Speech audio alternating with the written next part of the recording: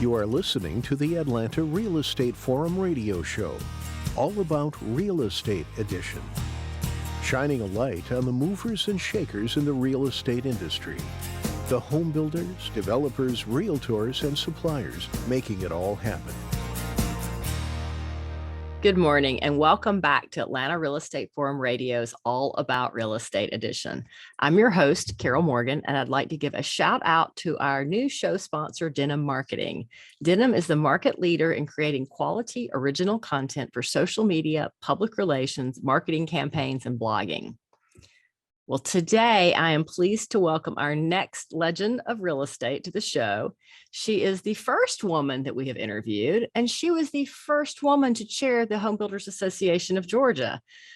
Kay was a crusader for smaller volume builders, and as an industry leader, she worked tirelessly to create resources and business tools that were previously unavailable or cost prohibitive for smaller volume builders. One example, and one that we still use today, is the homeowner handbook. So kudos to Kay. I'm very happy to welcome to the show Kay Cantrell. She started her career with Williams Brothers and then finished her career as founder and president of Cantrell Properties. Welcome to the show, Kay. Thank you so much. I'm glad to be here. Well, this is going to be a fun conversation. I'm so glad you're here too, but let's just dive in and talk a little bit about how you got into the building business. Well, my father ran Williams Brothers Lumber Company. And I begged him at about 12 years old to let me start working for him in the summer times. And he believed in people working. So it wasn't a real hard sell. And so I started going every summer. I rode with him, obviously, and was very interested in all the mechanism, the parts and the pieces that went into building. Because every afternoon as we headed home, he would drive through subdivisions and talk to his customers.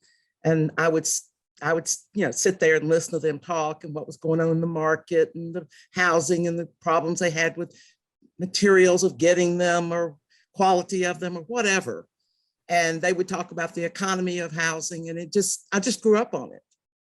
And I worked in a lot of different places there in the company, and it really interested me what goes together to make a house, and how much it impacts a family or an individual in their whole life.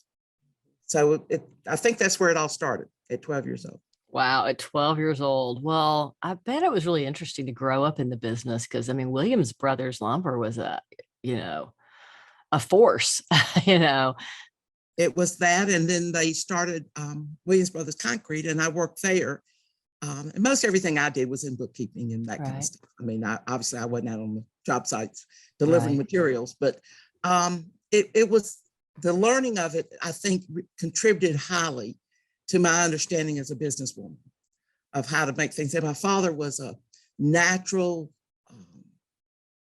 he was just a natural person of business. Mm-hmm. He was very, very smart. He wasn't terribly educated. He had 1 year of school when he did a football scholarship, but he just wasn't a great student, but he had a great mind. Mm-hmm.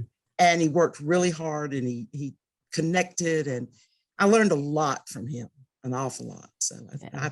I appreciate his contribution to my success. Oh, absolutely. Well, what positions did you hold while you were at Williams Brothers and, lumber and concrete? Well, I was a kid. I did whatever anybody wanted me to do. And I remember they used to photograph invoices, and they had me down in the basement, which now OSHA would have a fit, because it just had a little bit of concrete over the dirt. And I did a photocopy machine, which had that high volume of ammonia in it. So you had to photograph every single one of those invoices there for hours photographing. And I think about it now after dealing in regulation as a builder that, how far we've all come, because that really wasn't very safe for me, but that's what everybody did. And that I was, of course, at the bottom of the rung of the ladder. So jobs nobody else wanted to do. That's what you did. And then I worked in bookkeeping with a concrete company. Yeah. One girl and I did all the bookkeeping, and it was, I learned a lot because I was always asking questions. Mm-hmm. Yeah, So absolutely. Well, what was it like being a woman in the building industry, back in the day? Was it difficult?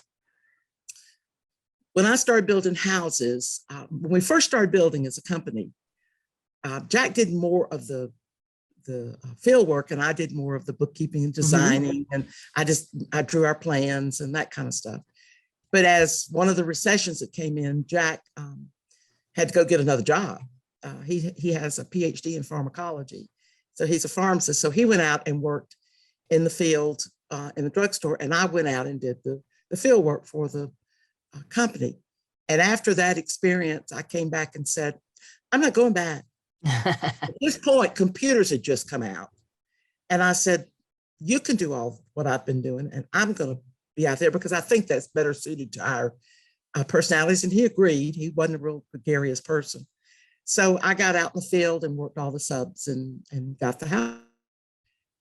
It was so interesting getting to know, I actually got to know my subs and used a lot of them over and over because we developed a relationship of quality, and I treated them with respect, which many builders I watched did not. And so it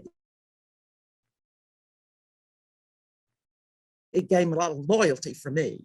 And it's like herding cats, but it was an exhilarating business, and I thoroughly enjoyed it.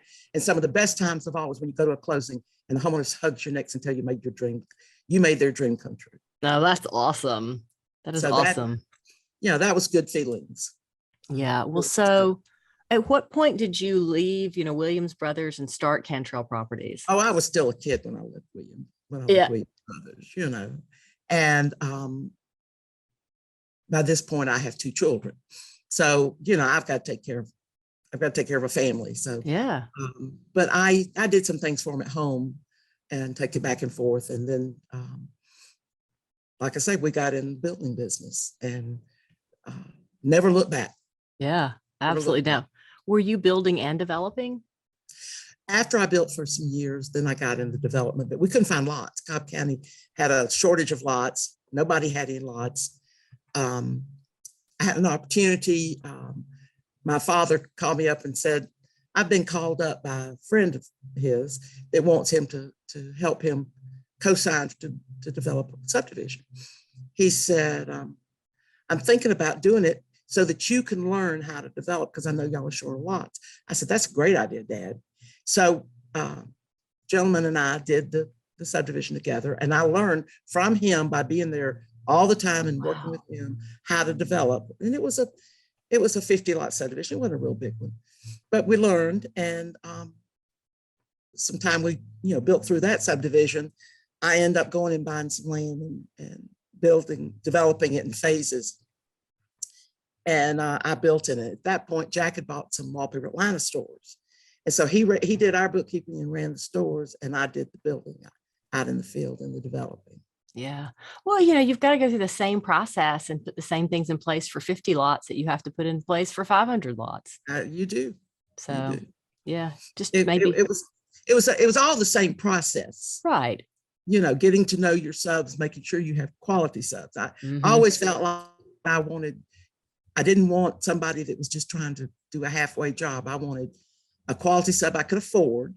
Right. And that would work, and that I worked with them and they worked with me, and that seemed to work for us. Yeah. Well, what year did you start Cantrell Properties? And 84. 84. And what did you all specialize in? You said it was not entry level, home. Just so like a single family. Well, it family. was like move up buyers. It was like somebody that would be buying there. At that point, we were probably building. It's all relative to time. If I told you we were building 80 and $90,000 houses, you think, well, those were entry level, but they weren't. They were move up. Right. The first move up. And when I did Loring Square, we were building homes right around 125, 150. That was a move up buyer. Right. So the last homes I built were up in the 500, 600, 700. Right. That was wasn't the most expensive, but obviously it wasn't. It's 2 or 3 move up buyers. But we never specialized in that entry level. That's not as hands-on kind of building. In order to be able to produce those products, they really have to run it differently than what I ran my business. Yeah. And I just wasn't interested in that. I wanted to have the ability for them, but I wanted to deal with my customers. I wanted to draw my own plans, put out different plans. We typically would have 5 or 6 plans going in the neighborhood. Mm-hmm. And then if somebody came in, I had people come in the trailer at the subdivision and they'd say, I want to buy a house. And I said, what do you want? And they'd say 4 bedrooms, 2.5 baths. I said, well, you hadn't told me anything. I said, let's go back in here. And I had a little room at the other end of the trailer with a French door on it. And I said, come on back here. And I'd start pulling plans and we'd start going through, what do you do on Saturday? What do you do on Sunday?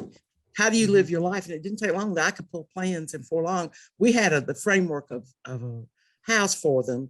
And then they would want to alter different things. And then, Jack would do the estimating. We had estimating software and soft plan software. For a while, I grew them, and then we started using the software. But, and they would say, well, I want 2 fireplaces. And I would say, well, just so you're aware, each fireplace is going to cost you about $2,500. Oh, okay. Well, one's not. So you try to give them some kind of range, because otherwise, when Jack priced it, it would just blow them away, and that would be the end of it. Right. We tried to keep it so they understood that a lot of things they wanted to add to it, the round numbers of what it would cost them to do that. So that way they got closer to picking and choosing what they wanted when money came in. Everybody wants everything when there's no dollar amount. Correct. Yeah. Well, that's so smart. So you were really, working through lifestyle before lifestyle became the big hip thing, right? And figure out how they lived and what lifestyle they wanted. And then they were giving them some parameters of, yeah, sure, we can do that, but it's going to cost X, which, so you're helping them to hone in on what's really important to them.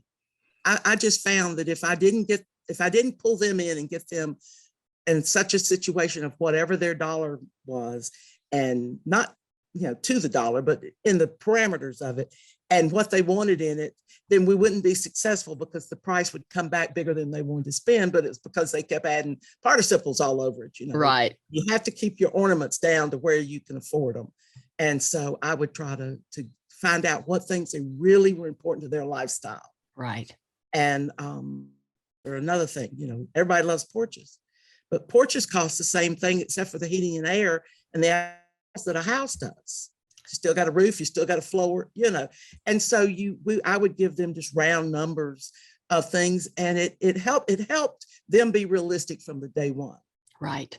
And we had a better chance of meeting their expectations. You're absolutely right. And people don't think about it. I just built a 3-car garage with what I call a veranda. So it's really just a covered porch, right? And it's really funny, we really didn't sit down and discuss as many things as we should up front. And I think my builder was really thinking garage when he quoted it, right? Yeah. Let me tell you, I think I might have as much in electrical in that garage, today in 2022, as I did in electrical cost in this house when we built it in 2003.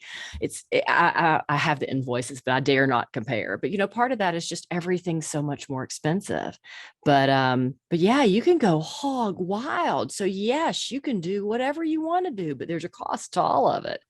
That's what we tried to, one of the things that I think home builders, I was involved in an officer in home builders for years, is how do we set our customers' expectation so that when we get to the end of it, they got what they expected to get. Right. And we delivered what we could deliver. And that's how I came up with several of us with the homeowner handbook. Right. Is how to, if you look at a lot of things, you as a builder need to help control their expectations. So what they end up with, they're happy with, because it performs like they thought it would. Right. Yeah. And maybe if, it also is within the budget that they wanted to spend, so yes. Yeah. Well, it's interesting, it seems like you and Jack had a really good, kind of yin and yang as far as, complimenting each other. Was it challenging working with your husband? Talk a little bit about that. No, not really. Our thought processes are very similar, but our personalities are very different. He's more outgoing now as an older gentleman, but we were coming along to him, he's very quiet, very introverted, but very brilliant. He's the bright one of our relationship. And I was the one that went and got things done. You spend a lifetime figuring yourself out. And I have come to the conclusion that the gifts that God gave me, one of them is facilitating. I do very well in making things happen. That's why I've been trustee at the church for 4 years. Right. Is I make things, and that's my gift, is be able to put people together to create whatever it is you need to get done and make it happen. And he's more about, he's real good. He got an MBA, he's real good with the numbers of, analyzing things. And we would sit and talk about direction. How should we go? Look at how many houses we built this year. What do we anticipate next year? And we tried to do all of it in a business type situation. And you always wonder when you see people go off the rails, did they stop and think about if you built, doesn't even really matter, 100, 500, 50, 10 houses in a year. Did you think the next year you could build 10 times that many? And all the last 10 years, you'd only built this many? Right. I mean, you have to think through those things to come up with a plan that works year after year. Yeah. And you've got to have a plan. What do they say? Well, it's just like going on a vacation. You don't know how to get there without a map. Well, you don't. I tell my grandchildren, if you don't know where you're going, any road will do. Right. And exactly. I think that's a life saying. If you don't know where you're going and you have you can't plan everything. Life has a way of dumping at you, changing it, but you have to have a plan to know where you're going. And then when you get a roadblock, then you can make a new plan and go in another direction. But you got to have some kind of idea of where you're going. Well, it's all about, you have challenges. I like to call them opportunities along the way, and you've got to make that decision of what to do next. So, yeah, well, you've certainly seen some ups and downs in the building industry. Any advice for the builders out there building, today on, with all the interest rates? And you've seen way higher interest rates. Yes, I have. We built during the 20 when it was 20%. Yeah. Woo. Another piece of advice my dad gave me, who is us well, never spend your seed money. Don't use your seed corn. You always got to have money to start again, and you can't throw it all to I know a lot of people got in trouble back in the past because banks would loan them money that they thought that was great. They could borrow money, but you need to be running your business, and you need to look at, if you do, what does this do? And if the houses don't sell, what happens? Right. You've got to stay in control of yours, because they aren't as big a friend when the interest comes due and you can't pay it. No, they're not. They're not at all. We definitely saw that in 2008, 9, 10. Yes. Yeah. And I got calls all the time. People want to loan me money. And I said, I'm sorry, I have, 2 or 3 banks, and that's who I deal with. And I'll keep you in mind. But yeah, I didn't need to borrow any more money because I was working my plan. Yeah. And I think sometimes people get, they feel like that it makes that the banker is saying, oh, well, we think you're wonderful and you're a wonderful builder. Let's, we won't loan you more money. And you think, oh, wow, I'm special. And you just have to not get into any of those things. You have to keep going back to the paper and building your plan and then working your plan. Yeah, don't overextend yourself for sure. Yeah. Well, then you speed your seed corn. Yeah. Oh, absolutely. Well, talk about your involvement with the Greater Atlanta Home Builders Association. I understand that you were the first chair of government affairs. Well, I couldn't tell you. I was first woman. Okay. I was in the women's auxiliary, and all we did was we would work I just lost the word. When they do the shows for the houses, Right. Yeah. The home shows. Yeah. Home shows. I couldn't think. And so we would go and we would do they usually had some food thing, and we would serve food to the public, and we would, take money and, all those kind of jobs. Well, it didn't take long. I was treasurer, I think. And finally, one day I said, this is not working for me. And I talked with Connie, actually. Connie, I've been friends for a long time. And I said, I want to get on the ladder. I want to make things happen. I don't want to sit here and serve cookies. I want to make things happen. That's why I'm here. And so I got in government affairs and then became the chair of government. And then that gave me a seat on the board because women were not on the board at all. And so I got a seat on the board and worked my way got asked to be on the ladder and worked my way through the ladder and spent 2 years as president in 95 and 96. And then went from there straight to the state and was elected in the state. And they still don't have another woman. They don't? Nope. Wow. So you've been the only female president of HBAG, so Home Builders Yep. Association of Georgia, in all these years. Oh, We need to remedy that. that's 60, 70 years. Yeah. That's a long time. Maybe 75 years. I can't remember now. Wow. Time as you age just sort of gets mushed up. And it goes too quickly. It goes very, it's all- like a snowball down a hill. Yeah, it's crazy. Well, that's interesting. Connie Burney's, our mutual friend, and she told me that you would have been the one that jumped on the bandwagon, started Professional Women in Building, got it going, would have been the main cheerleader, but you figured out how to work the system, in your day, in your way, with Well, I wanted to make a difference. And so I figured out how I do that. Yeah. Back then we had, they still have, but most everybody was a chapter president before they were president of Atlanta. And so I was a Cobb County president and got involved in all, on all kinds of committee meetings at the county. I went in one day and I had this fur vest I wore every winter and it had great big pockets because you cannot take a purse around on a job site. No, you can't. No. So I had a wallet that I stuck in my pocket in my, I had, like I say, it was a fox vest, kept me warm, kept my arms open, and I wore it every year. So I came into a meeting and the head of planning and zoning looked up and said, well, there's Kay with her fur vest. I said, I am up here too much if y'all know my wardrobe. Instead of being out in subdivision, getting more houses built, I already figured y'all out. You do meeting after meeting after meeting for some regulation. And when we quit coming, you pass it. They said, oh, you figured us out. Mm-hmm. Yeah. But it's not so different today. No, probably not. I don't think government changes too much. No, really doesn't. So, but you got to be at the table. Absolutely. It helped a lot when we got in situations that something went awry. I knew all those guys. I could go in and say, tell me how we solve this. Tell me how we both win. I always found I was building a commercial building in Covington, and of course you have to work with the fire marshal there. Mm-hmm. And I was working with this fire marshal.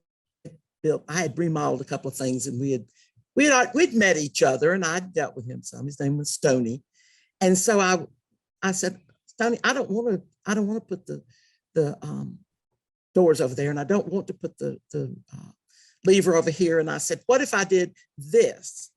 And I gave him an alternative, and he said, if you'll do that, if you'll put those doors upstairs, because they can walk out 3 ways on the first floor, if you'll put those fire doors upstairs so that at least that is shut off, then I'll let you have this open for you. Awesome.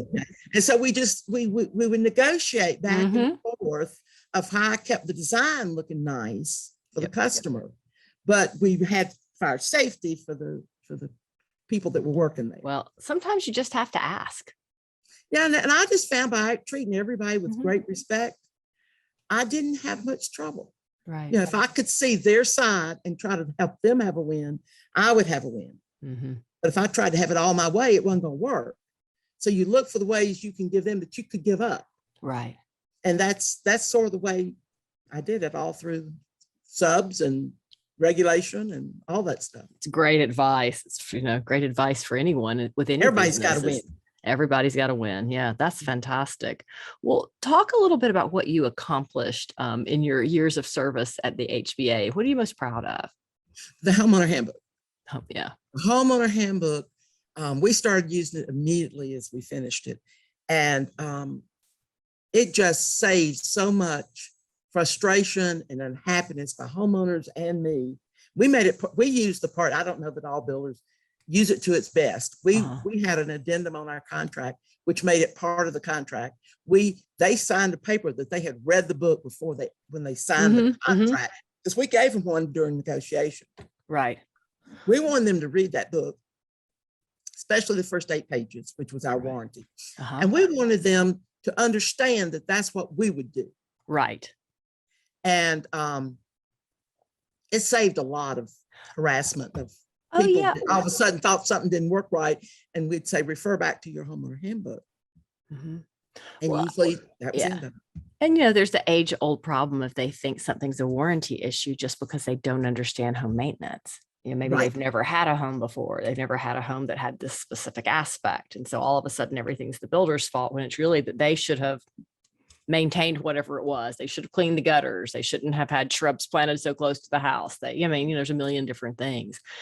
People just don't You're right. know. You You're think right. about, talk about an imperfect science, building a house, the number of subs involved, all the materials involved. I mean, it's really putting together a giant puzzle and getting it as close to perfect as you can. And there's a lot that goes involved, into it, and a lot that can go wrong. So, And the products perform differently. yes. A lot of times the homeowner, for instance, concrete, they don't understand that concrete's going to crack.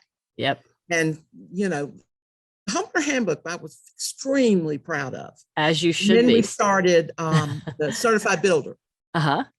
And I had a meeting one day, and we had 400 builders there. It was one of the most Wow. exciting. And that's when we introduced the certified builder. Right. Pam Session was the president of the year they actually made it all happen, but we started it back when I was president. Yeah. And so did in there because they wouldn't do builder licensing through the legislature. That wasn't going anywhere. Right. So we decided, the builders were frustrated, wanting to distinguish themselves from people who were not as professional. Right. So the Yeah. builder came into view. Oh, yeah. That's pretty exciting. Two of the programs that you pioneered and started, are still around today. I don't know what year was the homeowners handbook? Do you remember what year it came out? Yeah, it came out in 96, I think it was. Okay. I was president. Yeah. That's And exciting. I worked on it those 2 years I was president. Yeah. Well, so what's been the most rewarding part of your career overall? I think the relationships and the fact that I created homes for people. Mhm. A home is an important place where your life moves in a lot of different directions. And the fact that an awful lot of people, thousands of people, I presented a home to Mhm. for them to have their life in. So that was always really important to me. And it was wonderful, all the friendships I've made along the way. I know one time I was in a subdivision and I was talking to my loader operator, and I said, Billy, I want to save this dogwood. We're going to do a slab because of the lay of the land. And I want to take out these trees, but I won't leave these trees. He says, Kay, you can't keep that dogwood. It's old and it's not going to make it. I said, you're going to keep the dogwood. That's how. And I said, because what I can feature is somebody, it was right in front of this window, big picture window, which was the dining room. Uh-huh. I said, we're going to do a curvy sidewalk, and I'm going to be showing this house, and somebody's going to look out that window, and I'm going to say, can you imagine having Easter here Yeah. with that dogwood blooming? And that's how I sold the house. Mm-hmm. The lady and I were standing there, and it was full bloom. And I said, can you imagine having your Easter lunch here? And she said, Sold. grin, and they end up writing a contract on the house. I think you have to romance a house Mm-hmm. because it is a home. Mm-hmm. It's not just sticks and stones. It's where emotions of grief and celebration and everything go on. Yeah. So it's important in people's lives, no matter what it is. Did you build mainly in Cobb County? Is that accurate? I built, the majority was in Cobb County. I built a little bit in North Fulton. We built in Gwinnett when Jack was running the field part and I was doing the bookkeeping. We built in Gwinnett, but we moved over to Cobb, and I got to know everybody in Cobb. So it really made it easier to build. And then the last 5 years or 7 years, I did commercial work because the housing industry had gotten soft again. And I was able to get into, my dad asked me to come build a bank for him. Oh, wow. And one thing led to another. And so I built a whole bunch of stuff, and it was fun. It was terribly fun.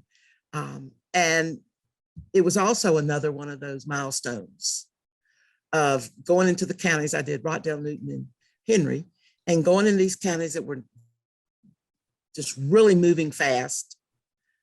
They were just on fire. Uh-huh. And building these banks, I actually built some doctor's buildings for some people, and just, light commercial. Oh, wow. But no woman was in it.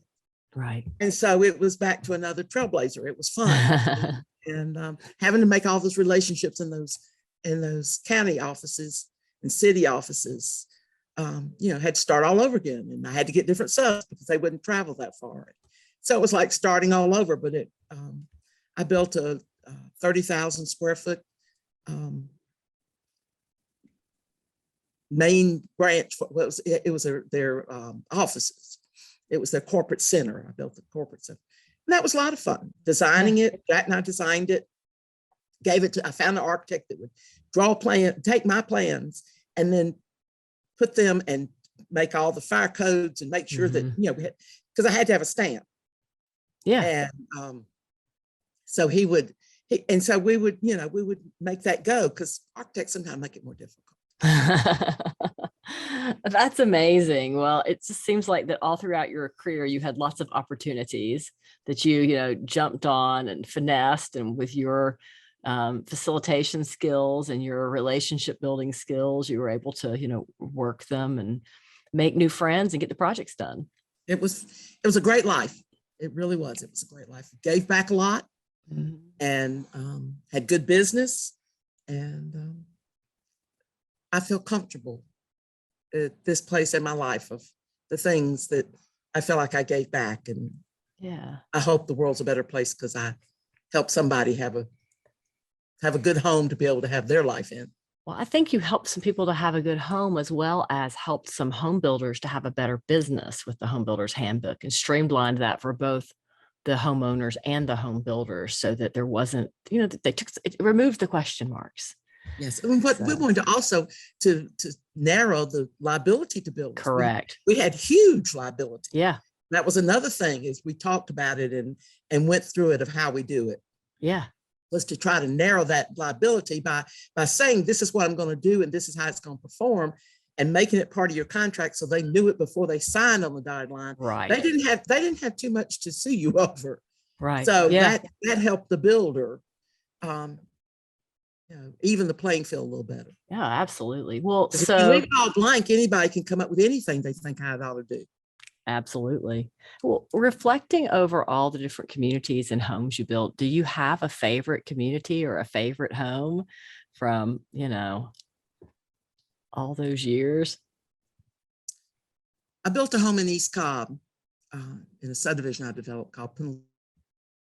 That was probably one of my favorite houses. I did a flying stairway, and we had gone on vacation, the two of us. I'd given Jack for his birthday a trip to Bermuda, and we stayed in this little place right off the waterway, and took a ferry across it to go to the eat and different things. And in this hotel, they had these windows with this circular stair, and the way they stacked up and moved around, but they weren't all glass around it. It was individual windows that were stacked together.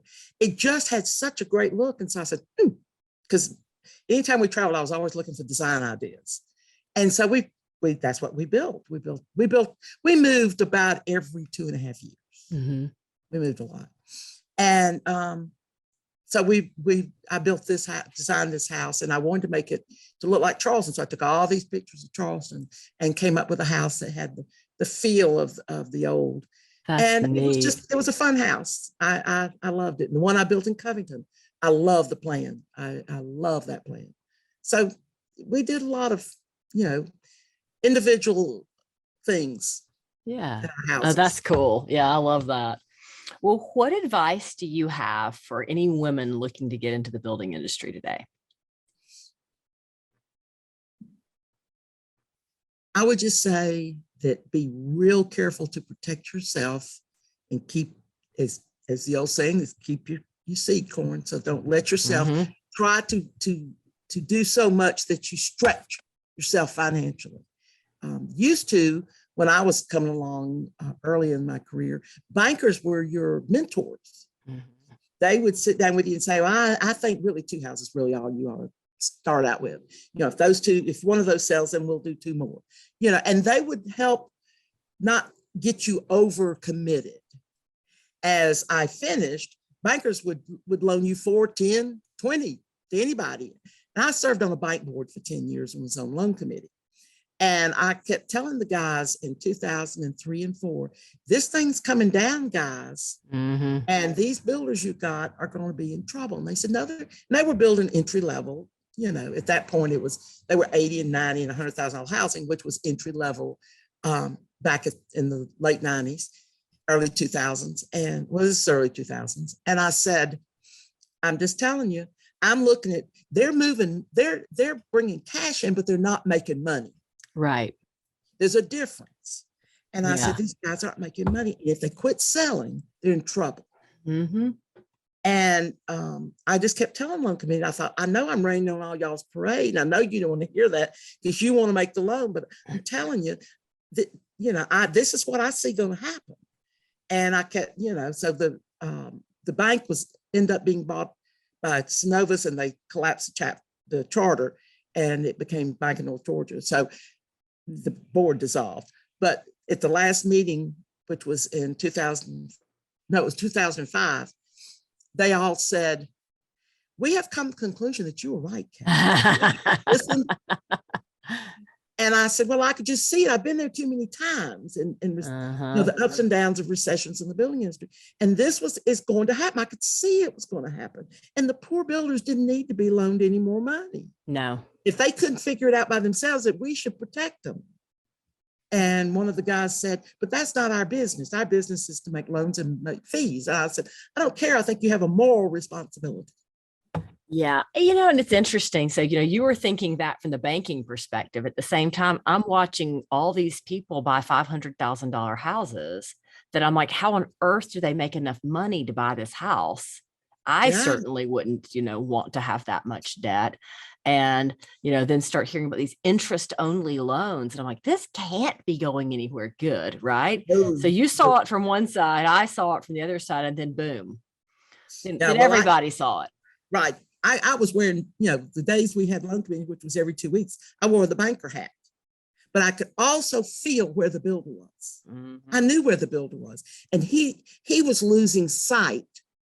He was being seduced, right, by getting more loans. Mm-hmm. And that's what I was saying earlier about don't allow the banks to seduce you, because they're in it to make the fees. Yep, they're in it to make money.